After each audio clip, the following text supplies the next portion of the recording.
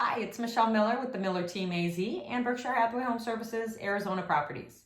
So today's topic is being a guest in your own home. Okay, so what does that mean, right? So it means, when was the last time you slept in your guest bedroom? And you're probably like, never. So I think it's always good to sort of take a test run before people come to visit. And now we're sort of in the season when a lot of people are visiting for the holidays, or if you live in Arizona, people come often because it's such a great place to visit. So a couple years ago, and what prompted this video is that I had some work done in my master bedroom and bathroom. And so I had to stay in my guest room and I had to give it a whirl. And I got to tell you, the mattress wasn't that great.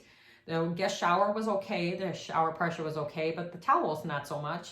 And so, oh my gosh, and my pillows were horrible. So I feel terrible that people were sleeping on those.